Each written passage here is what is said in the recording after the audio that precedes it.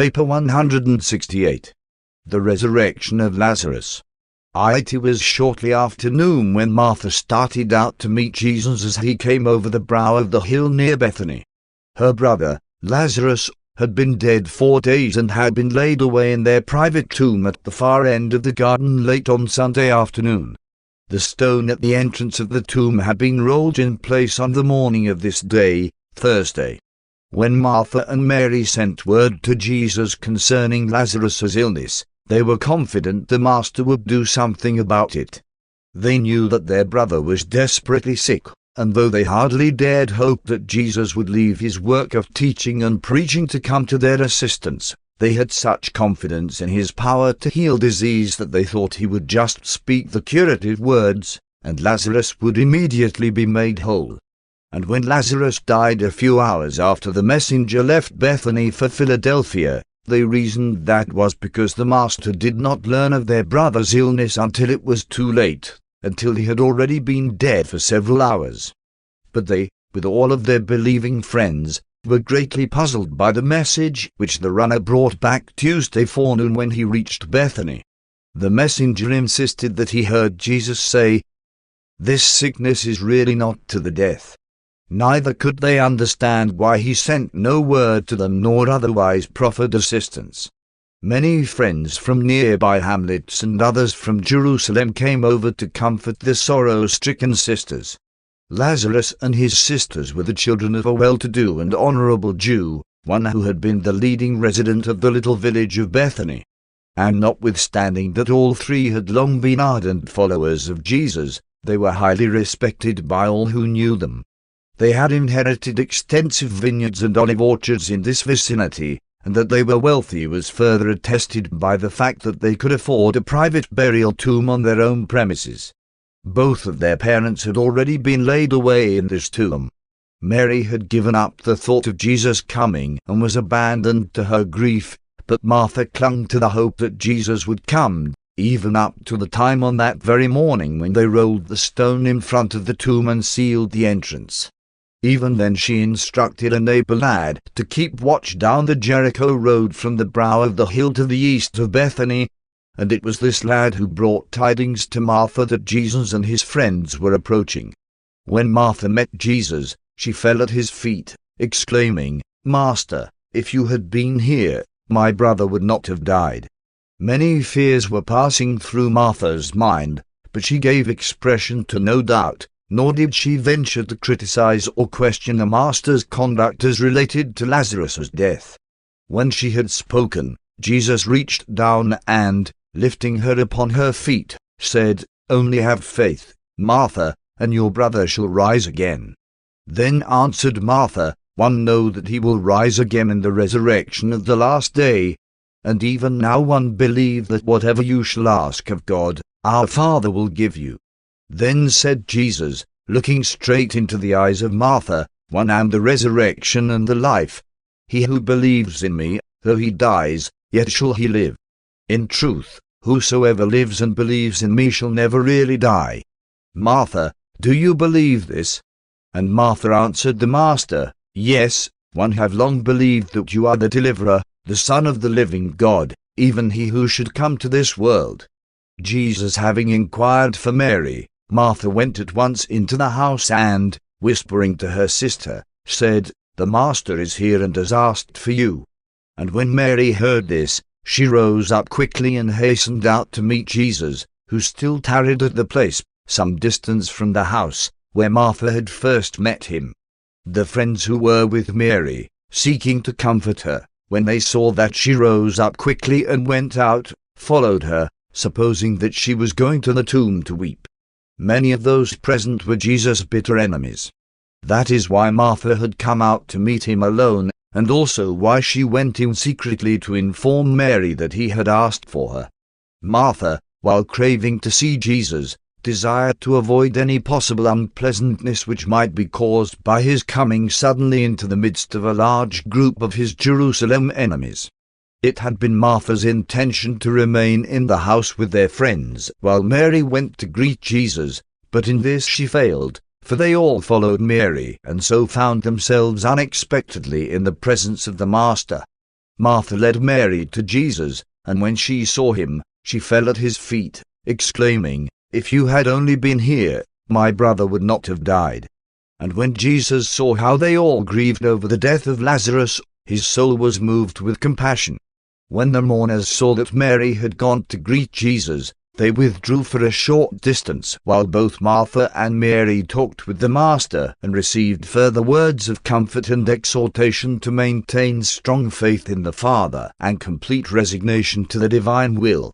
The human mind of Jesus was mightily moved by the contention between his love for Lazarus and the bereaved sisters and his disdain and contempt for the outward show of affection manifested by some of these unbelieving and murderously intentioned Jews.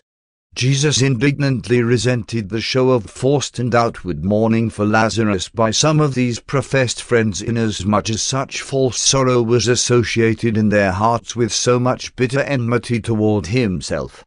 Some of these Jews, however, were sincere in their mourning, for they were real friends of the family. 1. At the tomb of Lazarus, after Jesus had spent a few moments in comforting Martha and Mary, apart from the mourners, he asked them, "Where have you laid him?" Then Martha said, "Come and see." And as the Master followed on in silence with the two sorrowing sisters, he wept. When the friendly Jews who followed after them saw his tears, one of them said, "Behold how he loved him. Could not he who opened the eyes of the blind have kept this man from dying?" By this time they were standing before the family tomb, a small natural cave, or declivity, in the ledge of rock which rose up some 30 feet at the far end of the garden plot. It is difficult to explain to human minds just why Jesus wept. While we have access to the registration of the combined human emotions and divine thoughts, as of record in the mind of the personalized adjuster, we are not altogether certain about the real cause of these emotional manifestations. We are inclined to believe that Jesus wept because of a number of thoughts and feelings which were going through his mind at this time, such as 1. He felt a genuine and sorrowful sympathy for Martha and Mary. He had a real and deep human affection for these sisters who had lost their brother. 2. He was perturbed in his mind by the presence of the crowd of mourners, some sincere and some merely pretenders. He always resented these outward exhibitions of mourning. He knew the sisters loved their brother and had faith in the survival of believers. These conflicting emotions may possibly explain why he groaned as they came near the tomb. 3. He truly hesitated about bringing Lazarus back to the mortal life. His sisters really needed him, but Jesus regretted having to summon his friend back to experience the bitter persecution which he well knew Lazarus would have to endure as a result of being the subject of the greatest of all demonstrations of the divine power of the Son of Man. And now we may relate an interesting and instructive fact. Although this narrative unfolds as an apparently natural and normal event in human affairs, it has some very interesting sidelights. While the messenger went to Jesus on Sunday, telling him of Lazarus' illness, and while Jesus sent word that it was not to the death, at the same time he went in person up to Bethany and even asked the sisters, "Where have you laid him?" Even though all of this seems to indicate that the Master was proceeding after the manner of this life and in accordance with the limited knowledge of the human mind, nevertheless, the records of the universe reveal that Jesus' personalized adjuster issued orders for the indefinite detention of Lazarus as thought adjuster on the planet subsequent to Lazarus' death, and that this order was made of record just 15 minutes before Lazarus breathed his last. Did the divine mind of Jesus know, even before Lazarus died, that he would raise him from the dead? We do not know. We know only what we are herewith placing on record. Many of Jesus' enemies were inclined to sneer at his manifestations of affection, and they said among themselves, "If he thought so much of this man, why did he tarry so long before coming to Bethany? If he is what they claim, why did he not save his dear friend? What is the good of healing strangers in Galilee if he cannot save those whom he loves?" And in many other ways they mocked and made light of the teachings and works of Jesus. And so, on this Thursday afternoon at about 2:30, Was the stage all set in this little hamlet of Bethany for the enactment of the greatest of all works connected with the earth ministry of Michael of Nebadan, the greatest manifestation of divine power during his incarnation in the flesh, since his own resurrection occurred after he had been liberated from the bonds of mortal habitation? The small group assembled before Lazarus's tomb little realized the presence near at hand of a vast concourse of all orders of celestial beings assembled under the leadership of Gabriel and now and waiting, by direction of the personalized adjuster of Jesus, vibrating with expectancy and ready to execute the bidding of their beloved sovereign. When Jesus spoke those words of command, "Take away the stone," the assembled celestial hosts made ready to enact the drama of the resurrection of Lazarus in the likeness of his mortal flesh.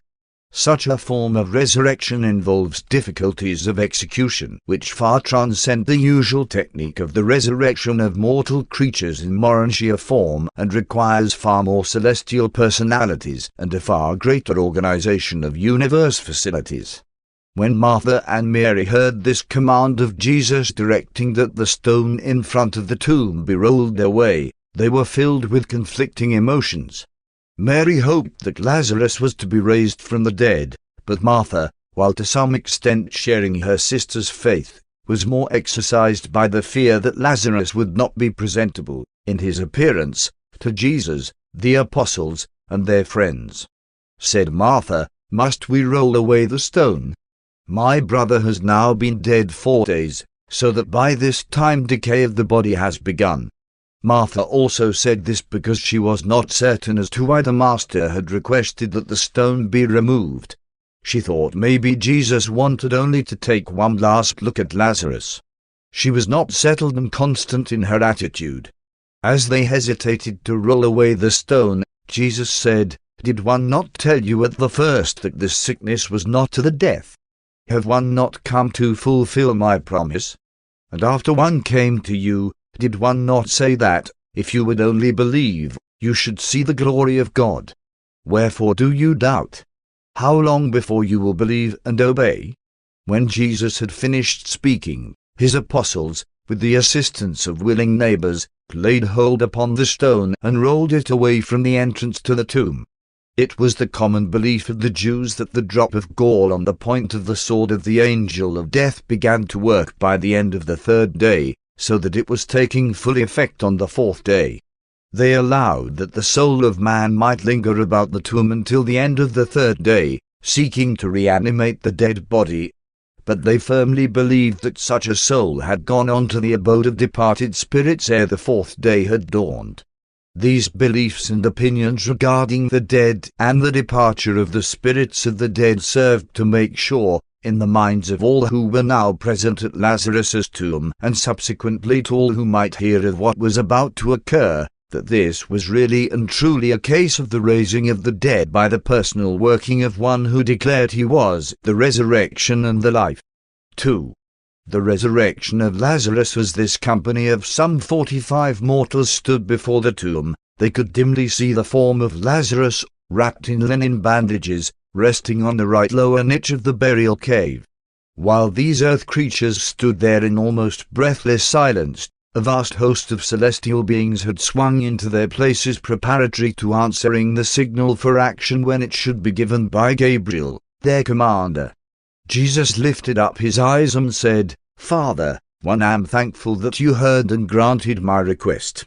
One, know that you always hear me, but because of those who stand here with me, one, thus speak with you, that they may believe that you have sent me into the world, and that they may know that you are working with me in that which we are about to do."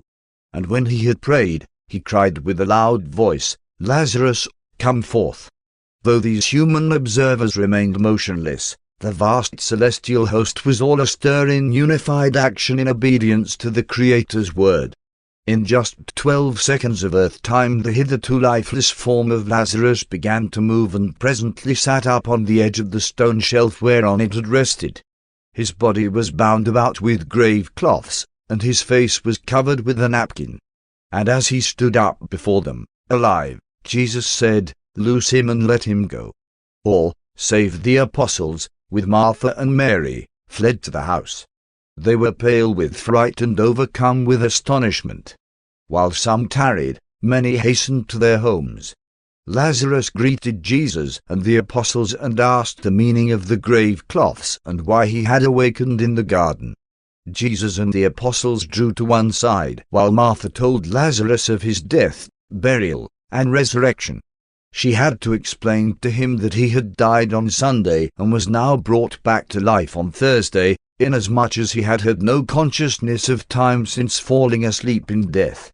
As Lazarus came out of the tomb, the personalized adjuster of Jesus, now chief of his kind in this local universe, gave command to the former adjuster of Lazarus, now in waiting, to resume abode in the mind and soul of the resurrected man. Then went Lazarus over to Jesus and, with his sisters, knelt at the Master's feet to give thanks and offer praise to God. Jesus, taking Lazarus by the hand, lifted him up, saying, "My son, what has happened to you will also be experienced by all who believe this gospel, except that they shall be resurrected in a more glorious form.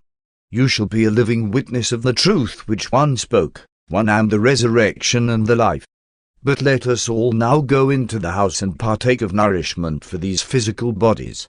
As they walked toward the house, Gabriel dismissed the extra groups of the assembled heavenly host, while he made record of the first instance on Urantia, and the last, where a mortal creature had been resurrected in the likeness of the physical body of death.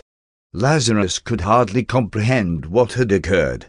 He knew he had been very sick, but he could recall only that he had fallen asleep and been awakened. He was never able to tell anything about these 4 days in the tomb, because he was wholly unconscious. Time is non-existent to those who sleep the sleep of death. Though many believed in Jesus as a result of this mighty work, others only hardened their hearts the more to reject him.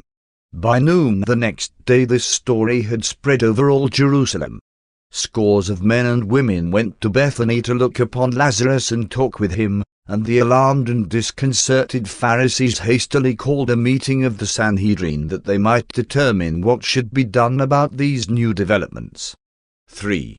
Meeting of the Sanhedrin. Even though the testimony of this man raised from the dead did much to consolidate the faith of the mass of believers in the gospel of the kingdom, it had little or no influence on the attitude of the religious leaders and rulers at Jerusalem except to hasten their decision to destroy Jesus and stop his work. At 1 o'clock the next day, Friday, the Sanhedrin met to deliberate further on the question, "What shall we do with Jesus of Nazareth?" After more than 2 hours of discussion and acrimonious debate, a certain Pharisee presented a resolution calling for Jesus' immediate death, proclaiming that he was a menace to all Israel and formally committing the Sanhedrin to the decision of death, without trial and in defiance of all precedent. Time and again had this august body of Jewish leaders decreed that Jesus be apprehended and brought to trial on charges of blasphemy and numerous other accusations of flouting the Jewish sacred law. They had once before even gone so far as to declare he should die, but this was the first time the Sanhedrin had gone on record as desiring to decree his death in advance of a trial. But this resolution did not come to a vote, since 14 members of the Sanhedrin resigned in a body when such an unheard-of action was proposed. While these resignations were not formally acted upon for almost 2 weeks, this group of 14 withdrew from the Sanhedrin on that day, never again to sit in the council.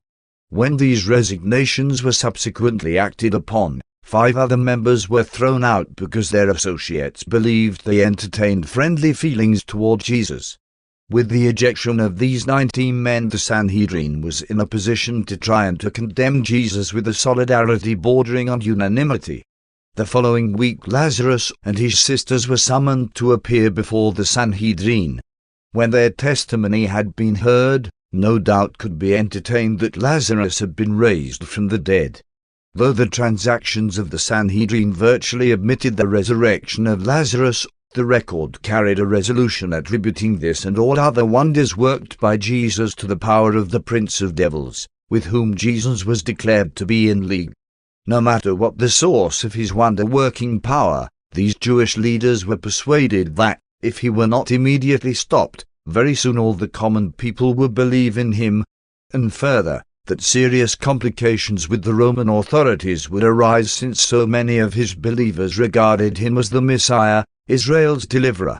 It was at this same meeting of the Sanhedrin that Caiaphas the high priest first gave expression to that old Jewish adage, which he so many times repeated, "It is better that one man die, than that the community perish."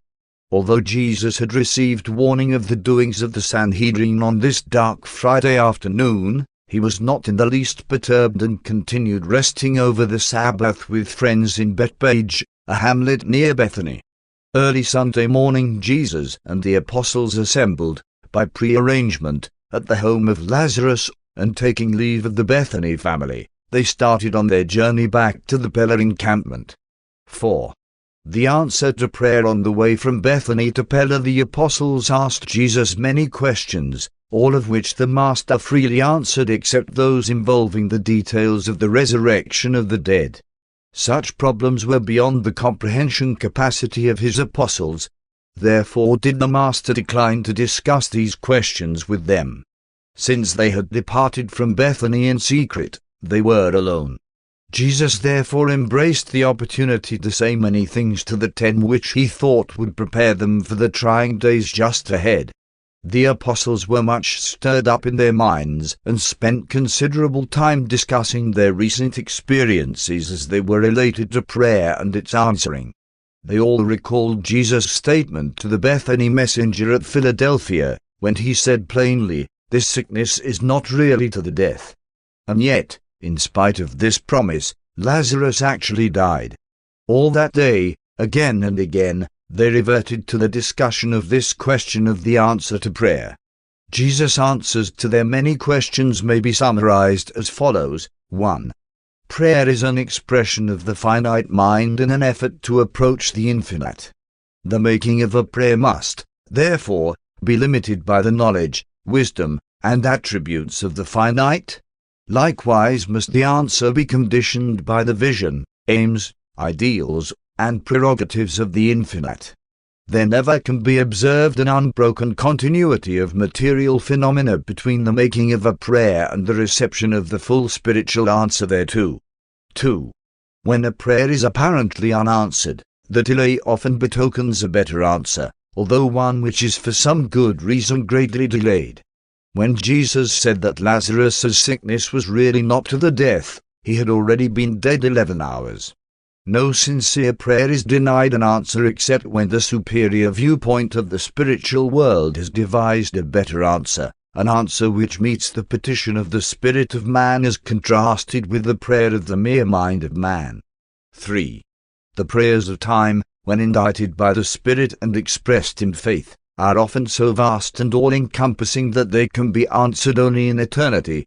The finite petition is sometimes so fraught with the grasp of the infinite that the answer must long be postponed to await the creation of adequate capacity for receptivity. The prayer of faith may be so all-embracing that the answer can be received only on paradise. 4. The answers to the prayer of the mortal mind are often of such a nature that they can be received and recognized only after that same praying mind has attained the immortal state. The prayer of the material being can many times be answered only when such an individual has progressed to the spirit level. 5. The prayer of a God-knowing person may be so distorted by ignorance and so deformed by superstition that the answer thereto would be highly undesirable. Then must the intervening spirit being so translate such a prayer that, when the answer arrives, the petitioner wholly fails to recognize it as the answer to his prayer. 6. All true prayers are addressed to spiritual beings, and all such petitions must be answered in spiritual terms, and all such answers must consist in spiritual realities. Spirit beings cannot bestow material answers to the spirit petitions of even material beings. Material beings can pray effectively only when they pray in the Spirit. 7. No prayer can hope for an answer unless it is born of the Spirit and nurtured by faith. Your sincere faith implies that you have in advance virtually granted your prayer hearers the full right to answer your petitions in accordance with that supreme wisdom and that divine love which your faith depicts as always actuating those beings to whom you pray. 8. The child is always within his rights when he presumes to petition the parent, and the parent is always within his parental obligations to the immature child when his superior wisdom dictates that the answer to the child's prayer be delayed, modified, segregated, transcended, or postponed to another stage of spiritual ascension. 9. Do not hesitate to pray the prayers of spirit longing. Doubt not that you shall receive the answer to your petitions. These answers will be on deposit, awaiting your achievement of those future spiritual levels of actual cosmic attainment, on this world or on others, whereon it will become possible for you to recognize and appropriate the long-waiting answers to your earlier but ill-timed petitions. 10. All genuine spirit-born petitions are certain of an answer. Ask and you shall receive. But you should remember that you are progressive creatures of time and space. Therefore must you constantly reckon with the time-space factor in the experience of your personal reception of the full answers to your manifold prayers and petitions. 5. What became of Lazarus? Lazarus remained at the Bethany home, being the center of great interest to many sincere believers and to numerous curious individuals, until the days of the crucifixion of Jesus, when he received warning that the Sanhedrin had decreed his death. The rulers of the Jews were determined to put a stop to the further spread of the teachings of Jesus, and they well judged that it would be useless to put Jesus to death if they permitted Lazarus, who represented the very peak of his wonder-working, to live and bear testimony to the fact that Jesus had raised him from the dead. Already had Lazarus suffered bitter persecution from them. And so Lazarus took hasty leave of his sisters at Bethany, fleeing down through Jericho and across the Jordan, never permitting himself to rest long until he had reached Philadelphia. Lazarus knew Abner well, and here he felt safe from the murderous intrigues of the wicked Sanhedrin. Soon after this Martha and Mary disposed of their lands at Bethany and joined their brother in Perea. Meantime, Lazarus had become the treasurer of the church at Philadelphia. He became a strong supporter of Abner in his controversy with Paul and the Jerusalem church and ultimately died, when 67 years old, of the same sickness that carried him off when he was a younger man at Bethany.